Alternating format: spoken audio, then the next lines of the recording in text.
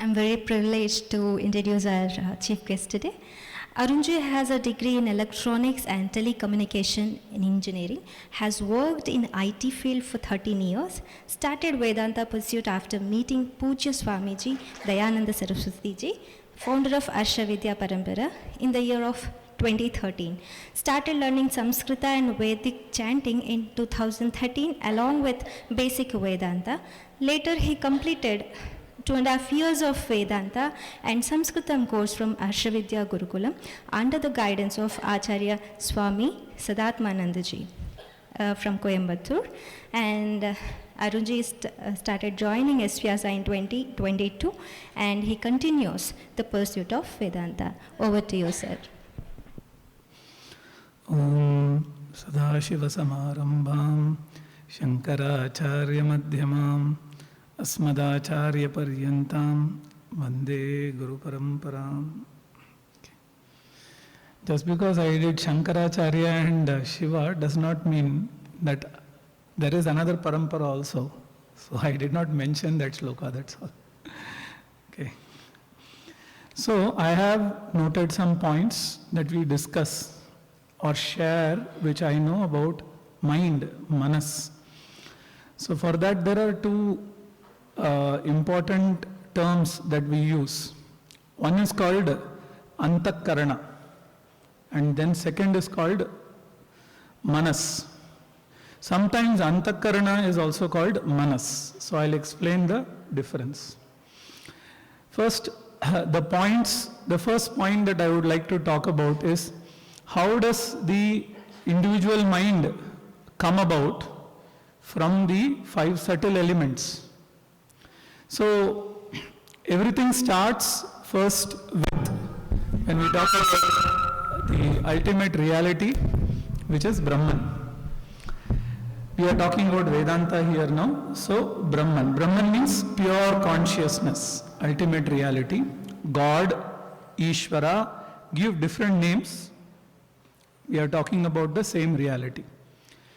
And from that reality, Taittiriya Upanishad says that we get 5 subtle elements. Now, from that reality means, in here we have to understand that reality is pure consciousness. So that reality does not actually move. It is present everywhere. It is sarvagataha. Then from that reality, how can 5 mahabhutas or subtle elements come?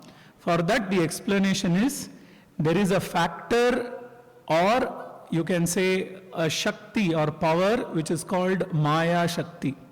So we have to understand, in our dream what happens? I, Arun, am dreaming, and when I dream, right, from me, Arun, the dream world comes and the dreamer comes, the dream experiencer. So the world also is coming, the experiencer also is coming. And of course, you need the world, so you will have Akasha, space is there. Then you will have Vayu, you have Agni, Apa, Prithvi, everything comes. So you have a dream world. From whom? From me. Now when you say the dream world is coming from me, I don't become the dream world. Do I become the dream world? If I become the dream world, then I cannot remain Arun. And if I cannot remain Arun, when I wake up, I can't say that, I dreamt. So therefore, I don't become the dream world, but I appear as the dream world and the dream individual because of a power or capability which is called Nidra Shakti. Okay, so here we are talking about the total in the waking state. It is called Maya Shakti. So because of Maya Shakti, the 5 elements appear to come from Brahman. Just as the basic thread which is used for weaving a web comes from the spider. Okay. Now, from the 5 elements, the elementals are made. The elementals means that which is a product of the 5 elements. Okay. So, Pancha Bhautika. Bhautika means elemental. Okay. Now every element is having a small aspect of the parent, and the parent here is Maya Shakti, having three constituents. What are the three constituents? Sattva Guna, Rajoguna and Tamoguna. They are the constituents of Maya Shakti. That means Maya Shakti is made up of these three. And every element that we talk about, the 5 elements, will have all these 3 aspects: the Sattva Guna, the Rajoguna and the Tamoguna. Now let us look at this body. I am not talking about the gross body. We have the subtle body, or what we call as Sukshma Sharira. There are 17 or 19 aspects of Sukshma Sharira.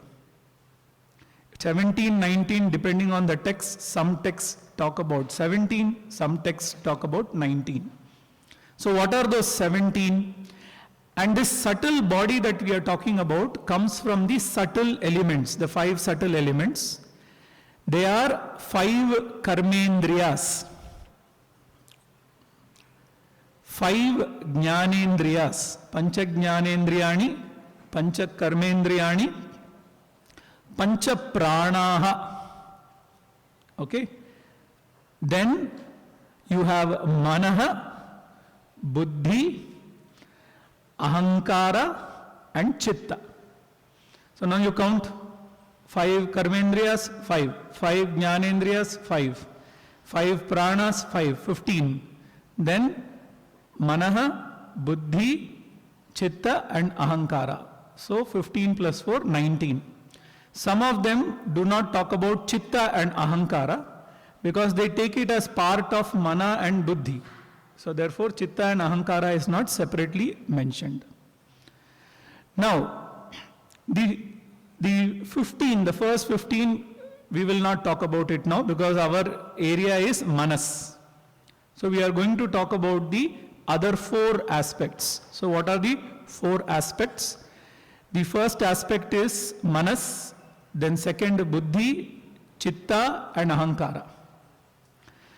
As per Vedanta, you have antakarana. Antakarana means inner instrument. How do you differentiate this inner instrument from the external instrument? So, for example, when I see an apple, okay, I get the thought of the apple very clearly and I understand that this is apple. This is how knowledge happens. But how do I know that that is apple? Because I would have studied this somewhere else and there is a recollection that is happening. There is a matching of the current experience along with the recollection, and then there is an ascertainment that this is apple. Okay, and this is apple is not the ascertainment. I see the apple. That is the final ascertainment. Correct? So I see the apple. So now when you look at antakarana, antakarana has all the 4 functions. So what are the 4 functions? First, whenever I see something, it's called cognition. That word that we use in English is called cognition. Okay. Then I recognize. But if I see something, for example, I see an apple, how do I know it is an apple? I have read somewhere already and I know that this is an apple I would have seen. So there is a recollection involved. Okay. The recollection can be done only when you have had the memory of it. That means there is a collection, then only there is recollection. So first you collect and you store. So the aspect that is cognizing or recognizing is called manas. Okay. This is the first part of antakarana or inner instrument. Why is it called inner instrument? Because you support the outer instrument, but you don't require the outer instrument for certain cognitions. We'll come to it. It's an inner instrument. Okay. The second is recollection. So collection is there. Collection is possible only because of the chitta faculty. Same antakarana is acting as chitta faculty. In yoga we call it as smriti, right? Okay, there are 5 vrittis, out of which smriti is one vritti, right? Which is recollection. Okay, so cognition, recollection, then determination. I see a flower, okay, then the flower is there, it is rose. Okay, I know that it is a rose, but now comes the question, is it really a rose? Because nowadays you can have cloth rose also, right? Right. Now, what state of mind you are in, or what kind of thought you have? You have a thought which is in the form of a doubt, which is called samshaya. Right? Okay. So, still now remember, we have not determined that it is a rose, because there is a samshaya. Now, is it a rose, or is it an artificial rose, or is it a real rose? This is called as sankalpatmaka, vikalpatmaka. This functionality is called sankalpatma and vikalpatma. This is the function also of manas. So we have seen 3 functions. First is cognition, manas. When antakarana is functioning for recollection, chitta. When antakarana is functioning for determining, it is indeterminate still, that whether it is a flower or not a flower, it is called manas again. Okay. Then finally what you do, you go and touch. When you touch, you get one more input, right? Touch, sense of touch, and there is a cognition that it is soft. You understand that it is not a cloth. If you want, you can put it in your mouth, because rose can be eaten. Okay, not the cloth rose, the actual rose can be eaten. So it is eaten, and then you understand that this is rose. This is called deterministic thinking, otherwise called nishchayatmika vritti. A thought in the form of determination. Yes, this is what it is. And when the antakarana performs the job of determining, it is called buddhi. And in every place you start, wherever viveka happens, viveka means distinction happens. Suppose I want to know whether this is this or this, we don't have clarity. Wherever distinction happens, you can nicely see the work of buddhi. That is why buddhi is considered even higher to manas, because it is in the form of conclusion.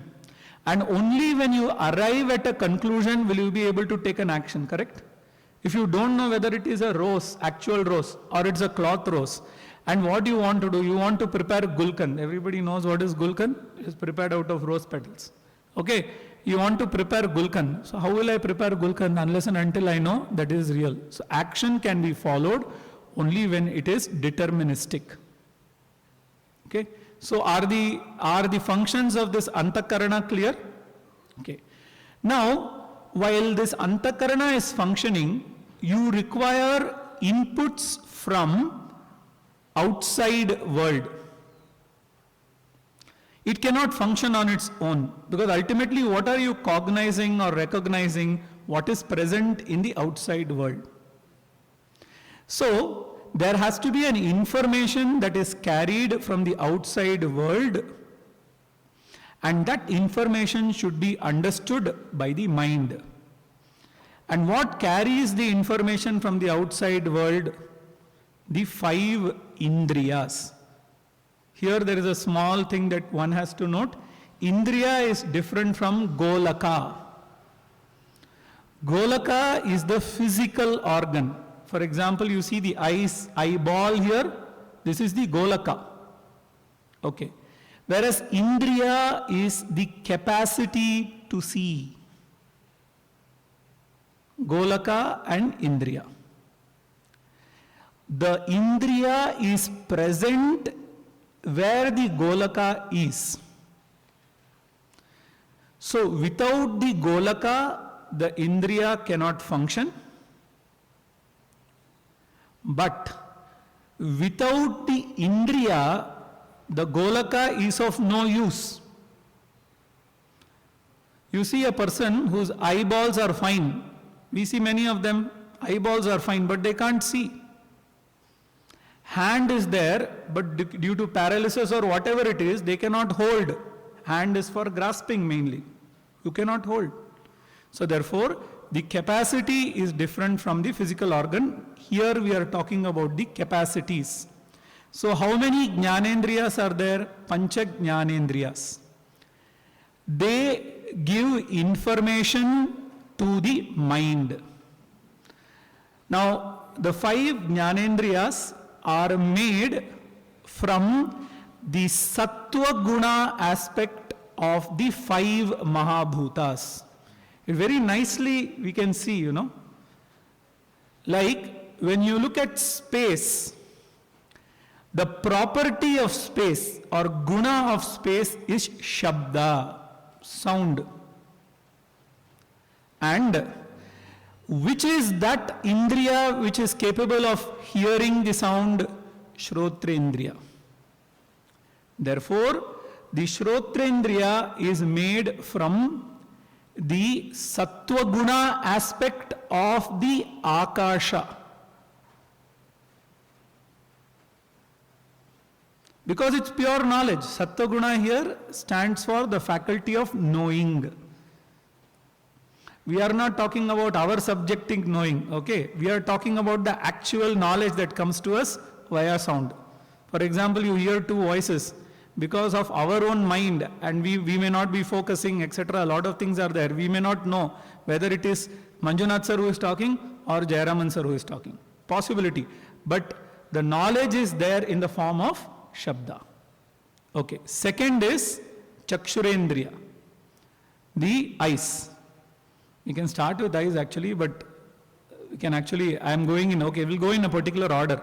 Second is Tvak Indriya. Tvak means it is not skin. Skin is the physical organ. Okay. The capacity to feel. Do we see people who are lepers or some other people who are having leprosy? I won't call them lepers. They are not lepers. They are Atma. We are talking about people who are suffering with the disease of leprosy. Okay. Or any other skin disease. There can be particular spots where you will not have any sensation. Why? If you are having diabetic neuropathy also, sensation is not there. Skin is there or not? But sensation is not there. Okay. So, therefore, the capacity to feel. Okay. From where does this capacity come? This is coming from the Sattva Guna aspect of Vayu, Pancha Mahabhuta. Okay. Then we have the third organ. So Vayu is over. Now the third organ is Chakshurendriya. Okay. The 2 eyes. Okay. You are able to see. We have to now see the property also. One more thing. Vayu has 2 properties. What are the 2 properties? Can you tell me? It is inheritance. Okay. From Brahman comes Akasha. From Akasha, Vayu comes. So whatever guna of Akasha is there will also be present in Vayu. So therefore Shabda and Sparsha, both are there. Then comes Agni. Okay. From Agni, how many? Agni has 2 qualities already from its parent. Okay, which is Shabda, Sparsha. And the third one which Agni brings on its own, like father and mother inheritance is there and our own samskara is also there, right? So, bring on our own. Agni brings the Rupa. See, Vayu does not have any physical form. Are you able to see any form? No. Akasha, no physical form. Right. But Agni has physical form. Therefore, form, which is called Rupa, is what is seen by Chakshurindriya, the capacity to see which is resting in the physical eyes. And therefore, what you have here is the Akasha, the Sattva Guna aspect of the Agni is what is making up the Chakshurindriya. See, they are all elementals. Okay. Then now we have done 3. The 4th is Apaha. And in Apaha we have the we are using tongue, which is the sense organ for taste. Okay. Now, apaha has already the 3 gunas. What are the 3 gunas? The 3 properties. What are the 3 properties? Shabda, Sparsha, Rupa. What is its own property? Rasa. Okay. So, rasa comes. Now, rasa is the tongue which is tasting. You have 2 tongues, the speaking tongue and the tasting tongue. Now do you see, you can easily differentiate between Indriya and Golaka. There is only 1 tongue. The same tongue is used for speaking and the same tongue is used for tasting. And Yogasya Prathamadvara, Vak. So you are supposed to speak measured and you are supposed to eat also properly. So both. So when you want to perform or have any yoga in case, I have seen, I can give some examples of teachers here also, I have seen they are very strict in what they eat. Okay, so therefore eating and talking. Okay, let's come back to the topic. So this is the Indriya which is going to have 4 gunas. Okay, what are the 4? You have, not Indriya, the Jala has 4 gunas. And its own guna is rasa. So, what is it that will find out what is the rasa? The tongue. Okay.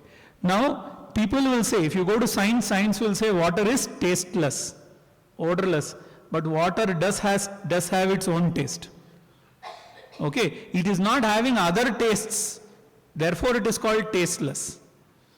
And it acquires the taste that is mixed with it. Like for example, this juice, the sweet taste is there, it is mixed, so it carries the taste, but it has its own taste also. So therefore rasa. So the sattva guna aspect of the jala is carried in rasanendriya. Therefore rasanendriya is made of the sattva guna aspect of the jala mahabhuta or apa. Okay. Then comes the last element. What is the last element? Prithvi. Prithvi will have all the 4 gunas, plus it will add its own guna. What is its own guna? Smell, gandha. Okay. So, the sattva aspect of Prithvi Panchamahabhuta is what makes the Granendriya. Granendriya. Or grana. Okay, it is used for grasping the smell.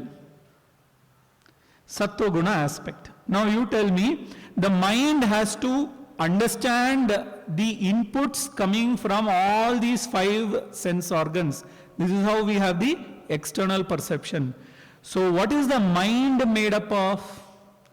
The mind is made up of the Sattva guna aspect coming from all the 5 Mahabhutas, Pancha Mahabhutas. Only then the antakarana will be able to understand the input coming from the 5 sense organs. Okay, like what is this? This is the sound. Okay, I am having the sound. The sound is converted into electrical energy, and that electrical information is taken on to the speaker, and speaker converts the electrical signals back to sound. Right? So this is talking, that is hearing.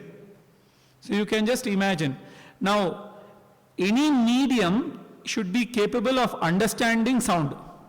Only then it can convert the sound signal into electrical signal.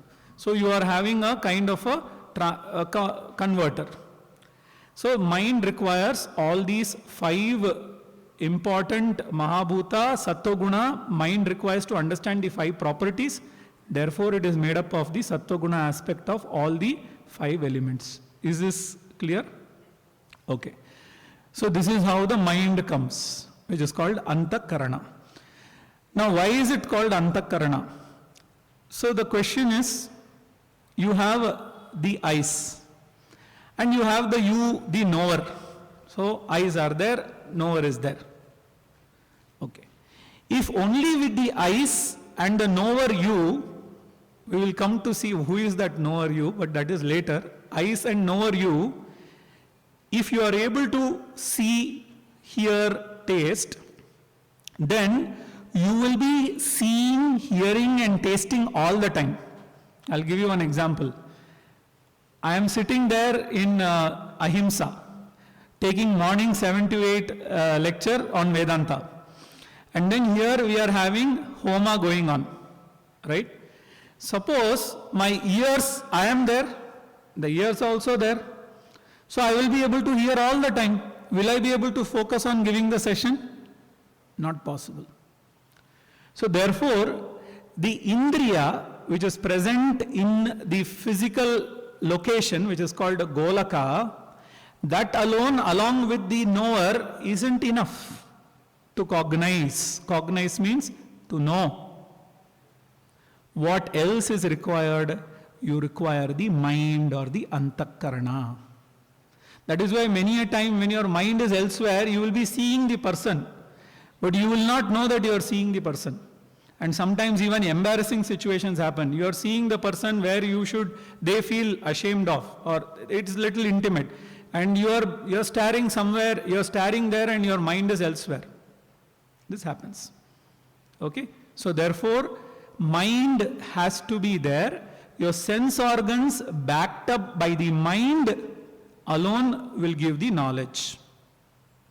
Okay. Now, many of the philosophies tell that this mind is the self. Okay? But we have to understand that mind cannot be the self. And we have to understand why.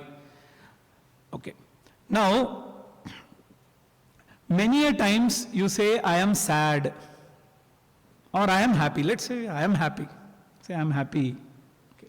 When you say I am happy, do you get any input from external sense organs?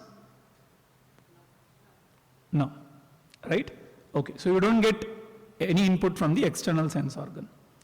So one important point you have to note down is, without the external sense organ also, there is an instrument which is giving us the information of I am happy. I am happy is not the mind. The mind is only the means to know that I am happy. Okay, it is not because of the mind I am happy. We have to be very clear. Mind is not the cause for my happiness. A person becomes happy and the mind is just giving you or throwing out the knowledge that there is happiness. Okay. Now when you say there is happiness, do you get any external input to know that you are happy?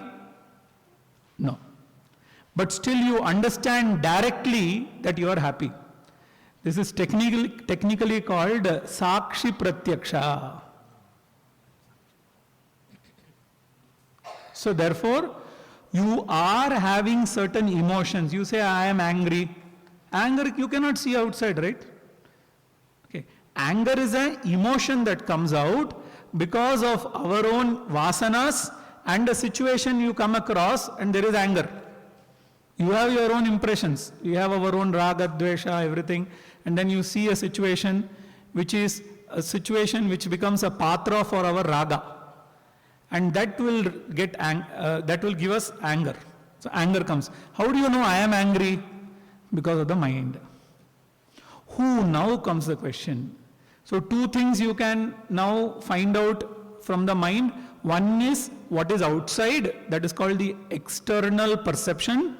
And second, what is inside, which is called internal perception.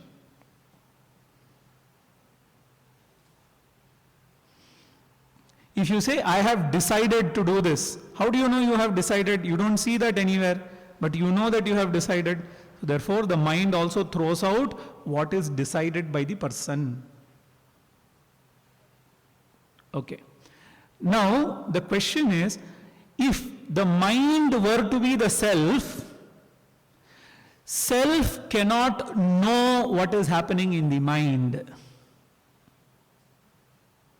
And this is a very, very important fundamental understanding which is called Drik, Drishya, Viveka. The knower is different from the known.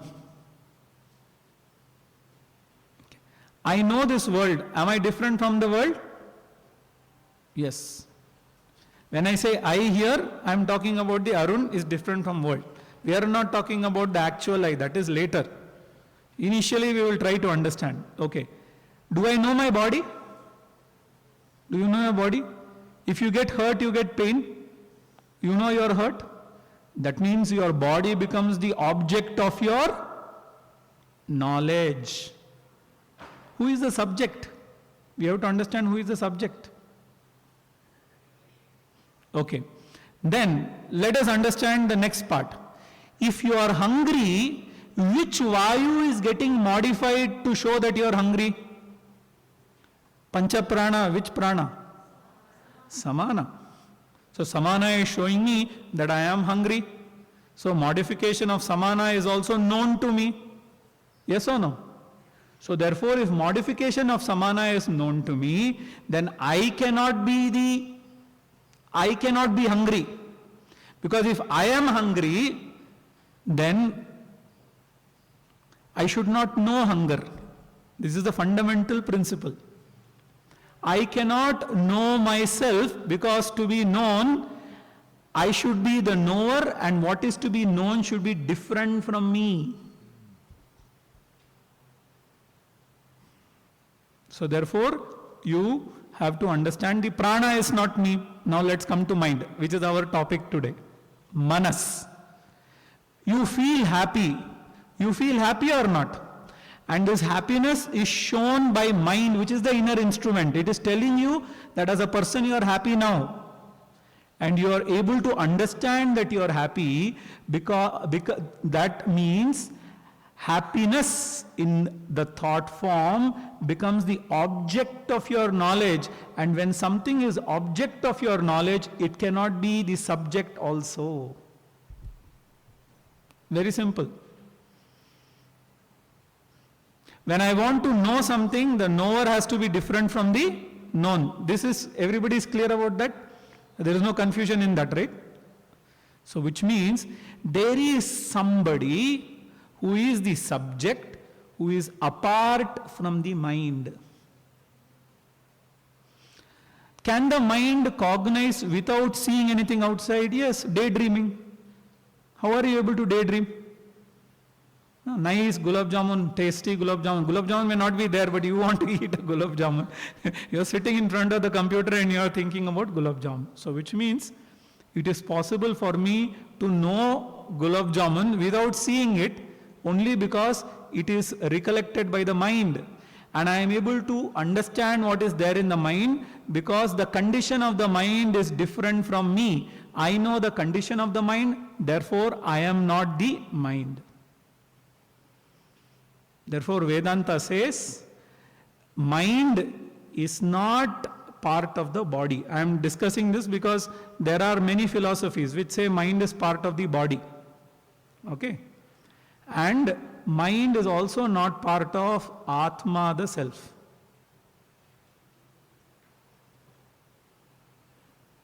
And many people mistake this, and that is why they have this understanding that Atma is kshanika. Kshanika means momentary. Why? Because the thought comes and thought goes. When the thought is there, consciousness is there. When the thought goes, consciousness is not there. Okay, then we ask a question. If consciousness is not there when the thought goes and the other thought comes, how do you know that the thought has changed? Suppose all are sitting here, okay? And Arun is talking. After some time, some student says, I want to go to the washroom for a break. We all go to the washroom. Okay. And when you go to the washroom, in between, Manjunath sir, I ask Manjunath sir to tell few words, and Manjunath sir tells, and then again it comes back to me and I start talking. By the time the student has come, will that student know that Manjunath sir has been talking? No. Therefore, there is somebody who is able to perceive that there is a change of thought. And unless and until you perceive the change of thought, you will have frozen thought. What do you mean by frozen thought? In the morning, if you see Bhagavan's face will remain throughout in the mind. That means your mind will not do any other work. It will only be Bhagavan's face. Okay, Bhagavan's face at least is good morning. If you see something that you should not see, which is called not Shubham, okay, or not auspicious, then what happens? You have to see that the whole day. So that is not how it happens. So there is movement. And what is thought as per Vedanta? Thought is nothing but modification of antakarana. Vritti means modification here. A mode of antakarana is called thought, and the thoughts have different function. Based on the function of the thought, we give 4 names, which is manas, chitta, buddhi, and ahankara. And all these are very important. Okay, all. If ahankara is not there, I'll tell you, we are not talking about the ahankara which is told in the 16th chapter or 13th chapter. Okay, we are not talking about that ahankara, anahankaram evach. No, we are not talking about that ahankara. Here we are talking about ahankara means that which identifies one with the body, mind, sense complex. Otherwise, I am sitting, I cannot get up. Because to get up, I have to identify with this body. So that is the ahankara. Okay. That is why in Nirvana Shatkam, Mano Buddhi Ahankara Chittani Naham. He says, I am not ahankara also. He is not saying ahankara is not there or should not be there. He says, I am not that ahankara. You have to understand that. Okay. So I, the self, am different from all these thoughts. Because there is somebody who is illumining this thought. Is it clear? If the thought is not illumined, you will not know. So here again, Vedanta comes with a new Vedanta comes with its understanding of how cognition takes place. So there are 2 stages. Okay? The first stage is whatever is the object of knowledge, the mind, which is antakarana, along with consciousness, which is you, go out and it will take the shape of the external object. This is called vritti vyapti. Okay, it's a technical term, but because you all are yoga students, I'm giving out some technical terms. I'll tell you what is vritti vyapti. Suppose I have this bottle. Okay, I cover this bottle with this paper. Okay, to know that there is a bottle, first I have to remove the cover. This is part 1. Second is you should be able to see the bottle. Just I remove the cover and suppose you are blindfolded, you will not be able to see the bottle. So there are 2 processes. First process is called vritti vyapti, which removes the avarana of the object of knowledge. Second is called phala vyapti. Phala vyapti means the consciousness has to pervade the thought which is taking the shape of the object. We don't say that without the mind you can see. It's not possible. Just now we have seen, we require the mind. This is what happens. And when I say example of seeing, you have to apply that example to all the other jnanendriyas. Okay. So this is called phala vyapti. And therefore anything that is cognized will have 2 aspects. One is the mind, the thought taking the shape of the object you see, and second, the self which is getting reflected on the thought and revealing that thought. And that self is Atma. What is the problem that happens? The problem that happens is like how you have in the movie. In the movie you have the film and you have the light. Now both film and the light, when projected in the screen, do you see any difference? You see only the movie. You are not able to differentiate between the light which is projecting the film and the film. But both are different or not? Just having the film, will it give rise to any picture on the wall, screen? Not possible. And therefore, along with the thought, Atma in a reflected form, which technically we call in Vedanta called Chidabhasaha, Abhasaha. It is not Chetana Tattva, it is Chetana Abhasa. Abhasa means it appears, it is called reflected consciousness. English mein we call it reflected consciousness. And therefore, you would have noticed when your mind is blank, it is not that it is free of all thoughts, but there is a thought. We will talk about that thought later. But the objective thought is not there, but still you have the light, and the light you are able to see is your own light which is reflected, because mind is made up of a very fine matter, subtle matter, and it is sattva guna pradhana. That is how you are able to see, even if no objective thought is there, I am thought is there or not. Suppose you don't keep your mind blank, we say. You can't totally keep. If you keep your mind blank, including I thought going away, you will sleep. That is sleep. You sleep. Okay? The thought is there that I am thought is there. That's all. Okay. So therefore, the reflection, this is called Chitabhasaha. The Chidabhasaha or the reflection is also not the real you, because mind is there.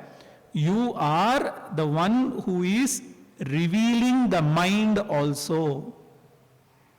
And you are the one who is also revealing the I thought, which is the first thought that comes to the mind. And for this I give this example. This has happened to me, therefore I gave the example. I could see it clearly. It must have happened to all of you, but you should notice it. Suppose there is a marriage in our house. Lot of work to be done, lot of work. Okay. I am very tired. I have eaten very well, afternoon lunch, because the marriage means you have nice, full, good meal. Okay. And you eat. And when you eat, then you feel sleepy. Remember, you have done lot of work for last 2-3 days, whole day. Even if you don't have time, you have only 20 minutes, because again you have to get up in the evening for reception. Okay, you have only 20 minutes to sleep. But do you sleep very well? Okay. Now, when you get up, for some time you don't want to get up, and you will notice it is a period where there is no idea at all. You are awake. Waking is there, but there is no idea. You are listening, but there is no judgment. Have you noticed? Those who have done this will notice it. Marriage is an example. It can be even this program that you are trying to arrange. So much of work you do. Okay?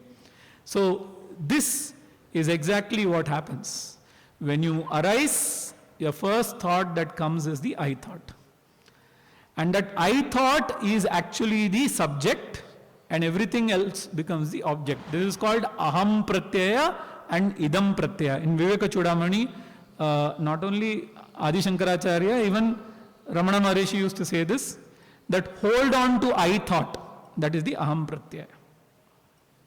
Okay? So it is a thought. So therefore, I is also an idea. That I am an individual is an idea. And that idea is getting revealed by whom? Who is revealing the idea? It is me, the pure consciousness, otherwise called Shuddha Chaitanyam, who can never be known objectively. You try to know Shuddha Chaitanyam objectively, it is not possible. Because you are the knower and this is the known. You are trying to pull out the knower to become the known. If the knower becomes the known, who is the knower at that time then? So therefore, I, the self, is always self-evident. Like this particular mic is revealed by the light or not? Looking at the mic, for revealing the mic you require a light.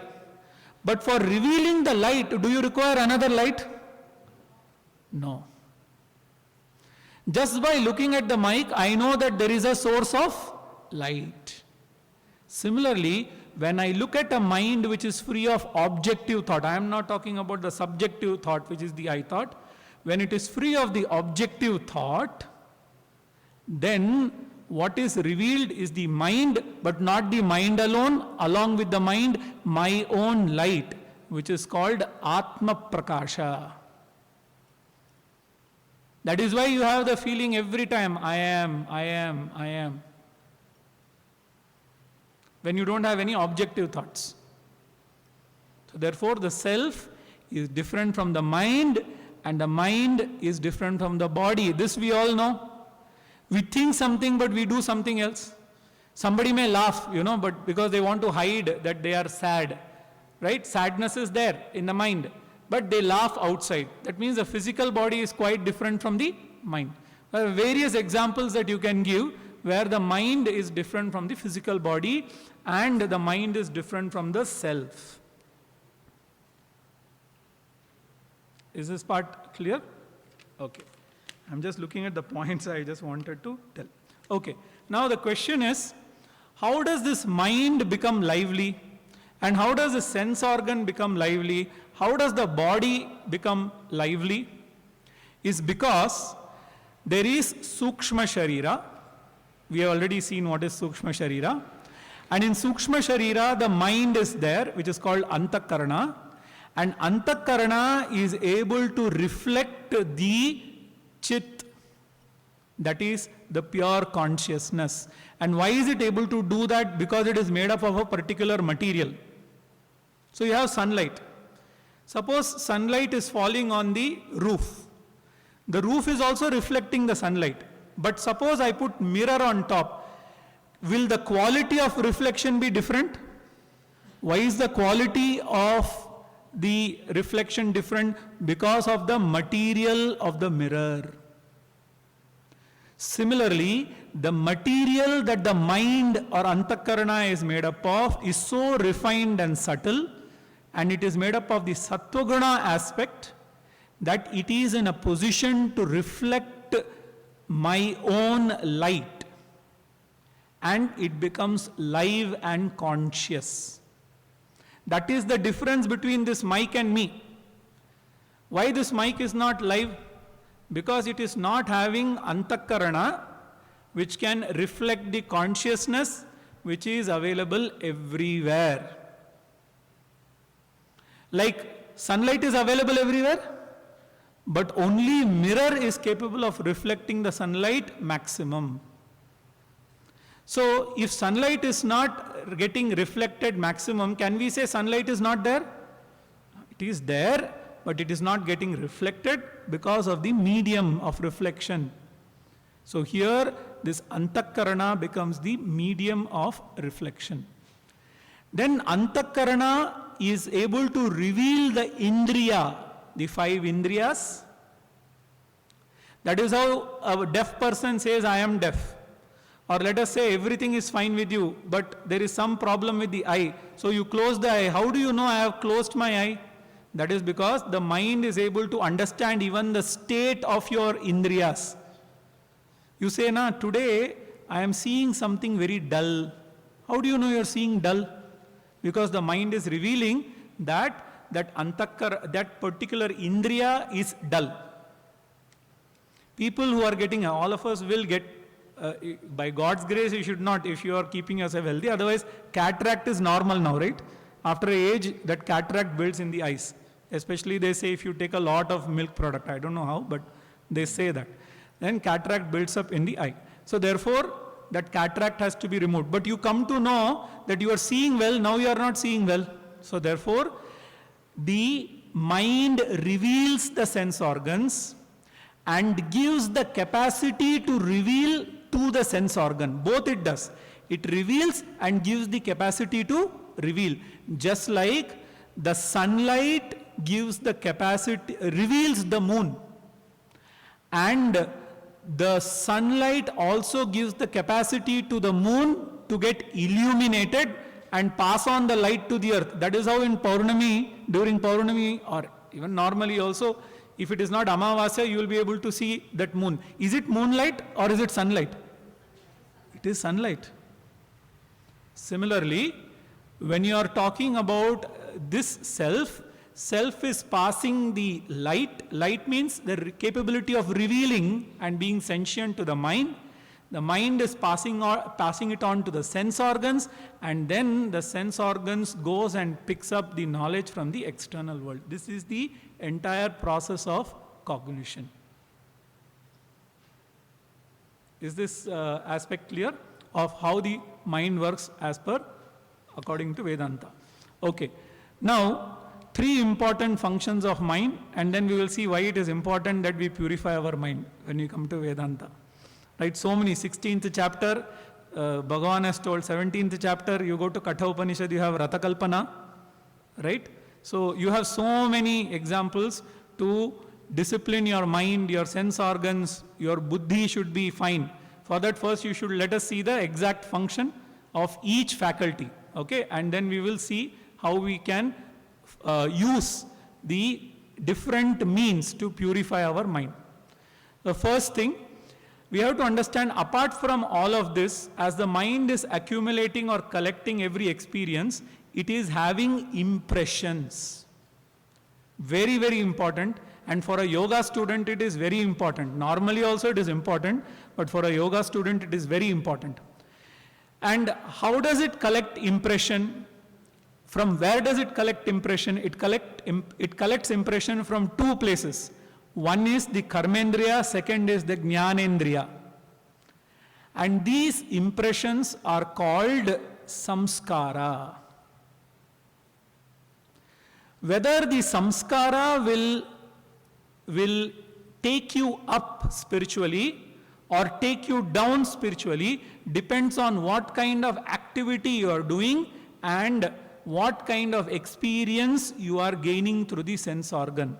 People normally think, no problem, yaar, what? I know I am very conscious. Let me see whatever I want. Let me eat whatever I want. People have this wrong notion. But I am Atma. You know, somewhat they understand means little bit they would have heard from here and there, and then they will say, I am Atma. Let me eat anything, na? Let me drink anything, na? Right? Let me do whatever I want. No, that does not work that way. Because when you are acting, we have to understand, Aham Brahmasmi is a knowledge. And this knowledge takes place in the mind. Every knowledge takes place in the mind. And when I say knowledge, it is not mere, you can say superficial understanding. It is the assimilated understanding. Aham Brahmasmi. I can't simply say Aham Brahmasmi. But somebody, I am not able to use a fan is not there. I am saying, Arey, fan nahi hai, I won't be able to do my work. Okay. Aham Brahmasmi, you are saying, so you should have all the qualities. You should be able to accommodate. Okay, fan is not there, it is not there. Okay, no problem. So therefore, telling Aham Brahmasmi is different from having assimilated Aham Brahmasmi. I don't need to tell out Aham Brahmasmi to anybody. But assimilation is important. Okay. Now for that assimilation to happen, your mind should be purified. What do you mean by purity? Purity does not mean, purity means that which is required for the knowledge to happen. For example, water is there.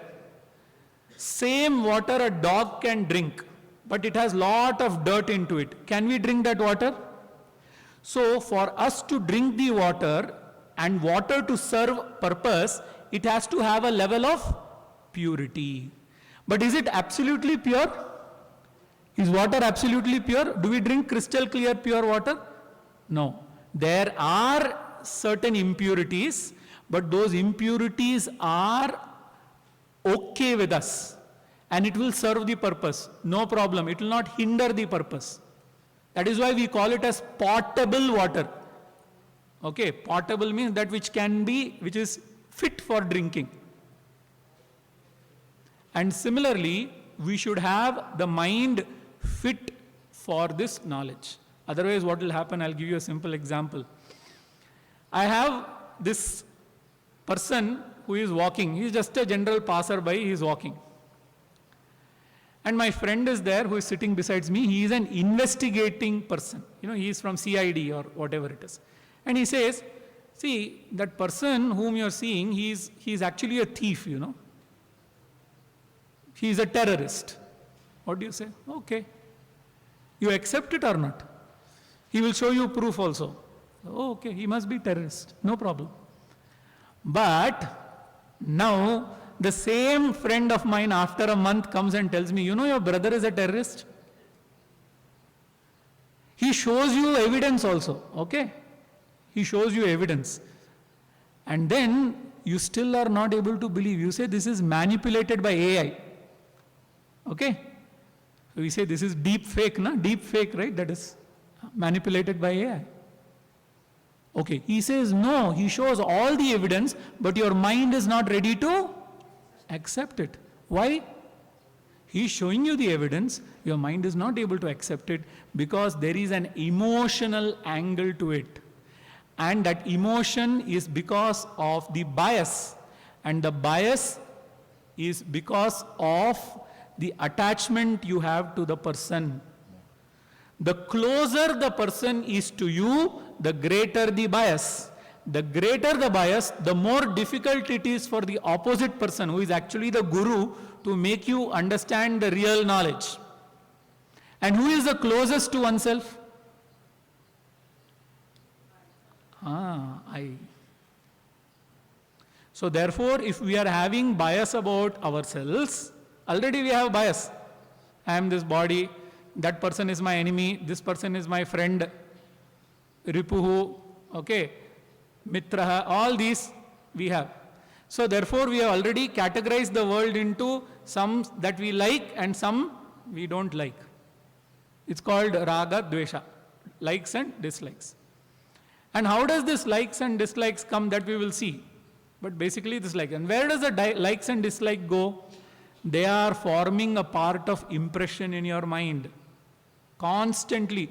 That is why you see a small baby. Baby does not have any experience much from this life.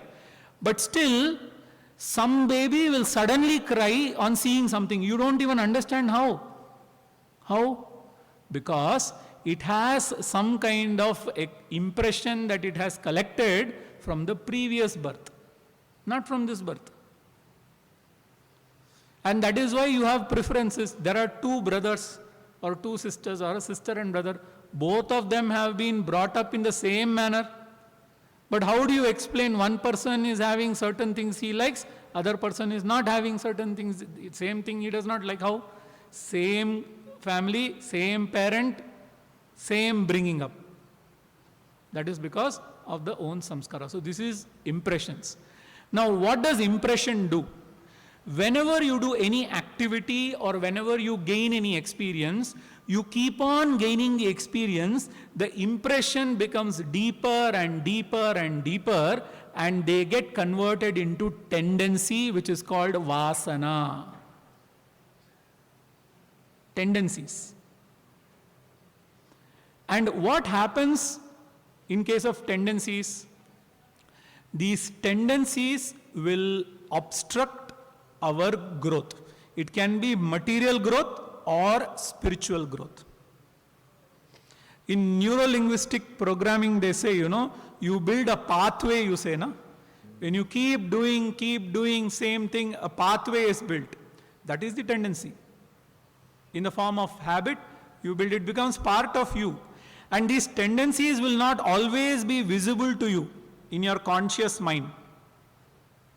But what happens when certain situations come, these tendencies which are dormant in your subconscious mind, Vedanta does not talk about conscious and subconscious mind. Okay, but there is the technical name, Kashaya. There is something called Kashaya. Okay, so it is picking up this information, that which was dormant now gets triggered.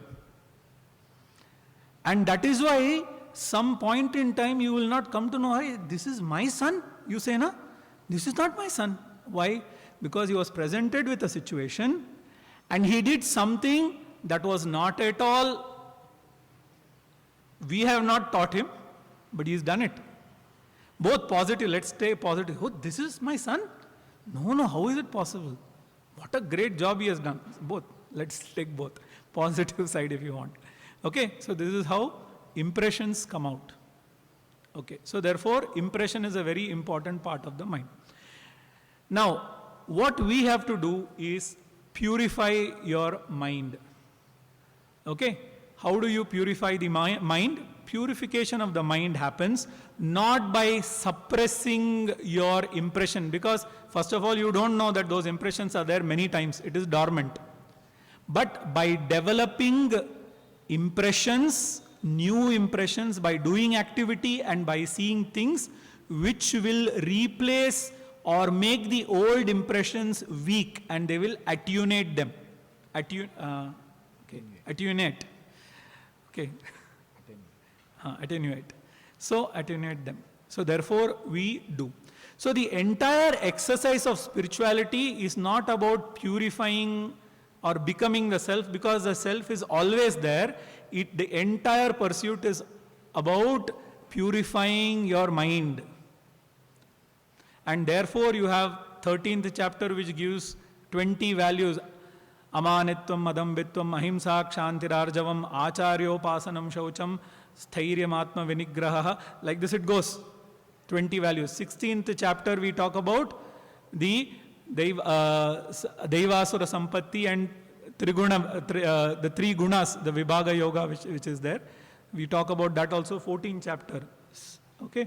So, why we talk about all of this? Because we need the mind which is conducive, free of bias, to own the knowledge. And that is when this knowledge happens. So very important. And at the same time, how this purification process happens, it is done by Karma Yoga, part 1. Part 2, another problem with the mind is always distractive by default. Arjuna also tells Krishna, Chanchalam hi mana Krishna. The mind is always flowing, flickering.